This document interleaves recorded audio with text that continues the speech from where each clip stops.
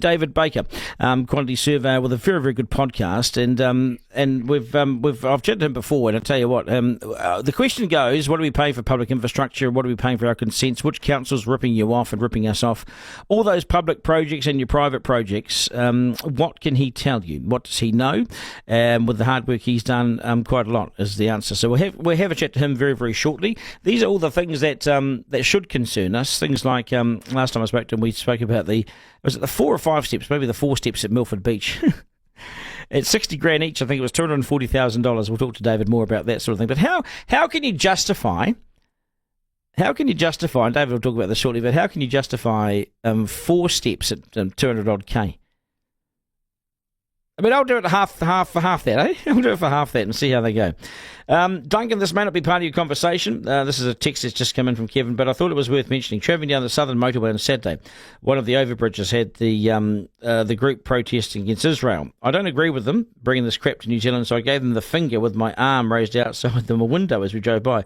Sitting in the middle lane, a car went past us with a brown hand giving me a gentle finger back.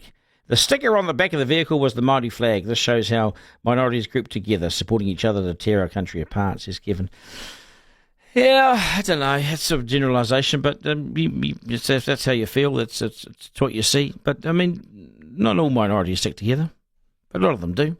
And what I find, though, is when Māori support Māori just for being Māori, for Māori's sake, even though they could be entirely in the wrong. That's what I sometimes question, and that's what I get confused about. Why would you support that person who's entirely illegal, entirely wrong? Is it because they're Māori? You know, I often question that. Anyway, so David Baker, the quantity surveyor with his podcast now, which is starting to take off, and he just calls people. He calls out the councils. He says what you should be paying or the time you should be waiting, and I think he does a good job. He's with us now. David, g'day, nice to see you. Morning, bro. Good to see you again. Thanks very much for the email invite. Cheers. Very welcome. Very, very welcome. Explain to people what it is that you, rather than me trying to explain it, what you explain what it is that you talk about and what you do. Oh, mate, it's honestly just become a good bit of fun and good little marketing PR at the moment. But we obviously price a lot of jobs for residential builders all across New Zealand, Australia, and the UK. And it was my twin brother that came up with the idea and said, fuck, those steps on Milford Beach, they were, $240,000. And he said, mate, you should reprice this. You've done a lot of concrete work. And I thought, yeah, all right, I'll throw 30 or 40 labour hours at it. I know that's how long it would take to box up, measured out the amount of D12 bars and 90 mil form ply Rio we need, and throw some site preliminaries in, et cetera, et cetera. And I thought, geez, I can't get over 40 or 50 grand here. And then I just got my little content video team and told them to splice it up, make me a little video, threw it on TikTok, and it got about 150,000 views, and one thing led to another, and now we go down a rabbit hole. So yeah, we really have. I just like calling a spade, man. Like, I'm off a farm in Wanganui, just real common sense down the middle, and if something doesn't look right, I'm just like, man, that's fucked. So it was good fun, and now I feel like we've got a heap of people sending us, hey, can you challenge this? Hey, can you reprice this? Hey, can you help me with this? So yeah, it's a can of worms at the moment. It really is. Hey, so how much? So those 4 steps at Milford Beach, what should they have cost the public? Because this is ratepayers' money. So what should it have cost?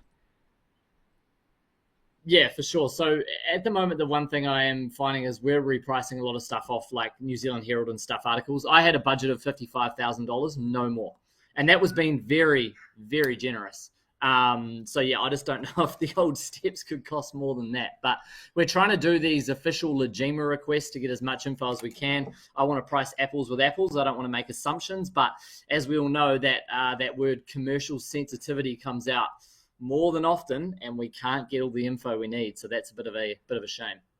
It's true, isn't it? But $240,000 for okay. So they have to be strong because the public's walking up and down these steps. So they can't just be residential steps. These are, I suppose, they're commercial, industrial steps. I suppose I don't know if that's the right terminology, but they've got to be strong. Yeah. But $240,000. Some contractors walked away with the better part of $200K in the back pocket of profit, haven't they? Yeah, absolutely. And I had a labourer call out, message me on TikTok, and he said, hey, bro, you were bang on these numbers. I was a labourer on that job, and we were in and out of site in about 3 to 5 days. So straight away, like I knew I was bang on the money. So, I mean, that's just one example. We get sent so many of these now, and I'm trying to keep up with repricing as many as I can, but that one seems to be the worst one to date. Why do councils accept this? Well, what's your thinking behind the fact that councils sign off on this sort of expenditure and front up with the money? No wonder we're all broke. No wonder the councils don't have any money, because this is happening everywhere you look. So why do they do it? Yeah. Oh man, I'd love to know more. I'd love to be a fly on the wall in a council meeting where they've got 18 people sitting around in a boardroom charging the taxpayer whatever it is to sit around and most likely achieve bugger all. But it's got to be, I don't know, from what I read on TikTok and Instagram, it's got to be backhand deals. Contractors are mates of mates, and that's how they use to like kind of slide money around. Who knows? But it'd be good to if we keep hammering on this for a year or two, and maybe we can do something a bit more. I don't know. I want to try and find a way where I can't just talk shit on Instagram. I actually want to see if there's a way that we can reprice these jobs, set a tender, set a price, and that's what they have to use to go out and not fleece people, because it's yours and mine's money, and everyone listening, it's not their money, and it's a lot easier to throw around high level budgets when it's not your cash. No, that's exactly right. And see, and that's how I see it, David. That's what I think when I look at this stuff, and I think, oh well, it's not their money. They haven't earned it. They haven't worked hard for it. It's just a budget, you see. So they just sign it off. They go, oh, yeah, there's the cost. And I reckon this is happening. This happens in government tenders everywhere I'm looking. I just look how expensive things are, and you almost can't justify any of it. No. It's just wild. Like I look at last night, I jumped on a phone call with a lovely couple for our UK business based in Scotland, and they're coming to a QS to get an indicative figure on what their house build is going to cost in Glasgow before they go to tender with the builder. So when the builder sends their pricing back, they've got a non-biased opinion of what it should cost. Now, let's say it's going to cost them £300,000. They get price one, £380,000, price two, 220, whatever. And then they know very quickly, okay, is this builder desperate for work and he needs to win and he could go under, and then he's going to fault by the third stage payment? Is builder 3 trying to charge us way too much? And then builder 1, cool, his price is around about. So I'm just like, why is not every council project getting an independent QS report on what it should cost, and that's their baseline that they go out and use to tender? Because at the moment, I think it's literally just council / contractor's friend, and that's how they do it. Now, tell us about how do these backhanders work? Because if the tenderer gets the job, and they're certainly they have their favourite people who do these jobs all the time, is their money going back to the person who signed out the job from the council? I mean, how does it? Do we know this? Oh. Man, that's something that I'd love to know. I'd love to be follow the money, and if someone from a bank would come in and let me know how it works. But from what I've heard off a pretty well-known plumber up in Auckland who was owed a shitload of money, it's kind of like, hey, I'll give you this contract. You help me get this bloody beach house or this new car or put this on your business. I don't know. I don't want to give too much. I don't have the answer for that question, but I'd love to know where that money is going.